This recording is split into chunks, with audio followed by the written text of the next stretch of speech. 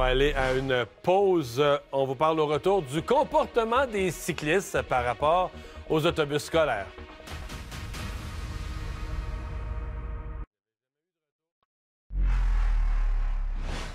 Après cet accident, un enfant qui avait été frappé par une cycliste en descendant d'un autobus scolaire. Il y a notre collègue Marie-Laurence Delenay du Journal qui s'est penchée là-dessus, a suivi des autobus scolaires, des conducteurs d'autobus scolaires. Autour de cette question-là, pour les questionner, qui sont en milieu urbain, sur la cohabitation avec les cyclistes.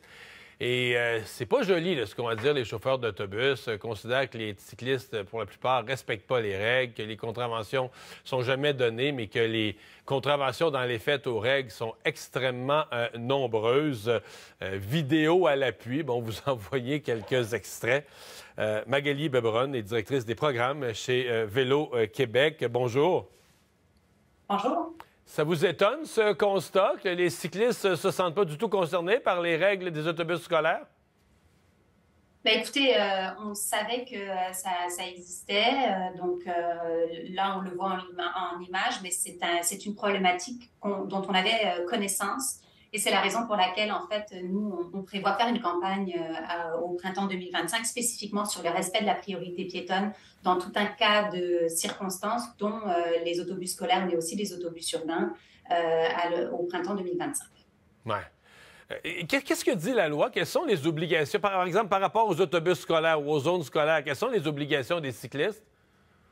C'est une très bonne question. Puis vous savez, en fait, cette obligation-là de s'arrêter pour un autobus scolaire lorsque ces feux clignotants et ces arrêts sont déployés, elle s'applique techniquement aux cyclistes depuis 2018. On s'entend qu'on n'a pas besoin de cette obligation-là pour faire preuve de bon sens et de réaliser que quand un autobus scolaire est arrêté, c'est parce qu'il y a des jeunes qui vont embarquer et débarquer.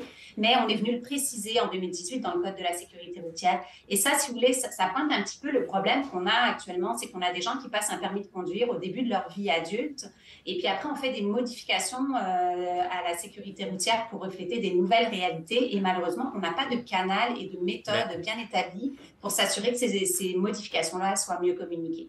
Mais si un cycliste passe, est-ce que c'est les automobilistes, c'est extrêmement sévère? L'amende, je ne le sais plus, mais c'est des centaines de dollars, 9 points de démérite.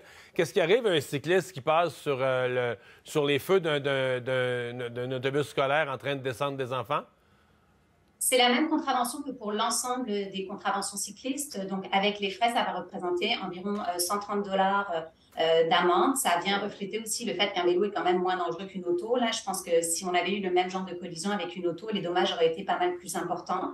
Je ne suis pas en train de dire ça pour excuser le comportement, pas du tout. Mais voilà un petit peu l'ordre de grandeur.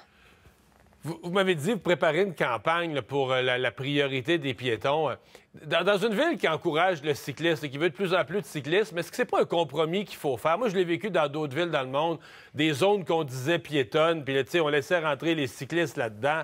C'est l'enfer pour un piéton. Lui, le cycliste, il voit, je passe à gauche de ce monsieur-là, à droite de l'autre madame. Mais tu sais, pour le piéton, il faut que tu te guettes. Là, je veux dire, il faut que tu sois comme un chat.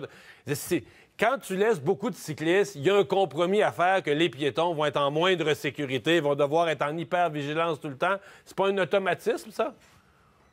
Il y a deux choses que vous dites là-dedans. Il y a le sentiment de sécurité, puis il y a la réelle sécurité. Puis je pense qu'il faut garder à l'esprit que les blessures graves et les mortalités associées à des collisions avec des vélos sont extrêmement rares. Donc, je comprends. Tu meurs pas, là. Tu te fais rentrer dans les côtes, mais tu meurs pas. Là-dessus, je conçois ça. Voilà. Mais en effet, le sentiment de sécurité, c'est extrêmement important. Puis je pense que le mois dernier, notre PDG était avec vous. On s'est associé à la campagne Partage de la route de l'Association des directeurs de police pour venir dire il y a aussi des règles qui s'appliquent aux cyclistes. Puis quand on parle du principe de précaution, du principe de prudence qui dit que les plus gros doivent faire attention aux plus petits, ça s'applique aussi aux cyclistes vis-à-vis des piétons.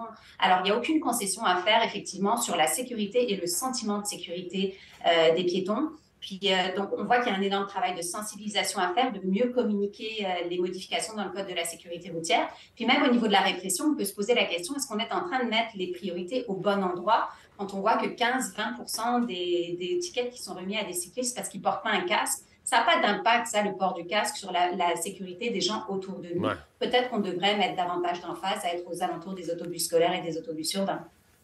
Une réflexion intéressante. Magali Bebron, merci d'avoir été avec nous. Merci pour l'invitation. On s'arrête pour la pause.